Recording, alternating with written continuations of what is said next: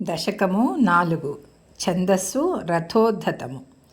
కల్యతాం మమ కురుష్వ తావతీం కల్యతే భవదుపాసనం యయా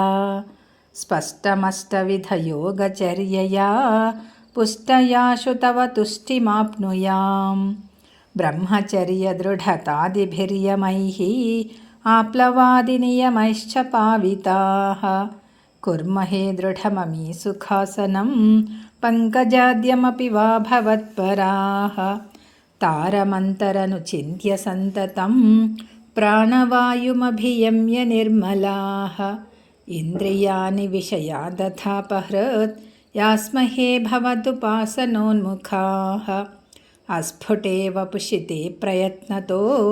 ధారయేమధిషణా ముహుర్ముహుః తేన భక్తిరసమంతరార్ధ్రతాం ఉద్వహేమ భవదంఘ్రిచింతకాః విస్ఫుటావయవభేదసుందరం త్వద్వపుస్సుచిరశీలనావశాత్ అశ్రమం మనసి చింతయామహే ధ్యానయోగనిరతాస్త్వదాశ్రయాః ధ్యాయతాం సకలమూర్తిమీదృశీం ఉన్మిషన్మధురతాహృతాత్మనాం సాంద్రమోదరసరూపమాంతరం బ్రహ్మరూపమయితేవ భాసతే తత్సమాస్వదనరూపిణీం స్థితిం త్వత్సమాధిమయి విశ్వనాయక ఆశ్రితాః పునరతః పరిచ్యుతౌ ఆరభేమహి చ ధారణాదికం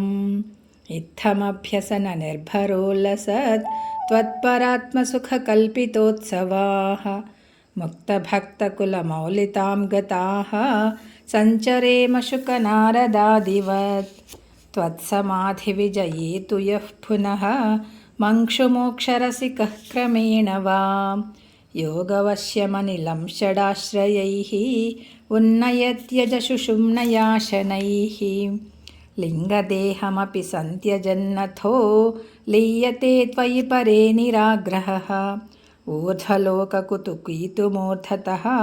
సార్ధమేవ కరణైర్నిరీయతే అగ్నివాసరవలర్క్షపక్షగైః ఉత్తరాయణజుషా చ దైవతైః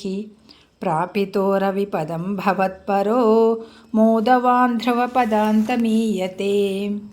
ఆస్థితోऽथ మహరాలయే యదా శేషవక్త్రదహనోష్మనార్ద్యతే ఈయతే భవదుపాశ్రయస్తదా వేధసః పదమతః పురైవ వా తత్ర వా తవ పదేథవా వసన్ ప్రాకృతప్రలయ ఏతి ముక్తతాం స్వేచ్ఛయా ఖలు పురా విముచ్యతే సంవిభిద్య జగదండమోజసా తస్య చ క్షితిపయో మహోనిలత్ యో మహత్ప్రకృతిసప్తకావృతి తత్తదాత్మకతయా విశన్ సుఖీ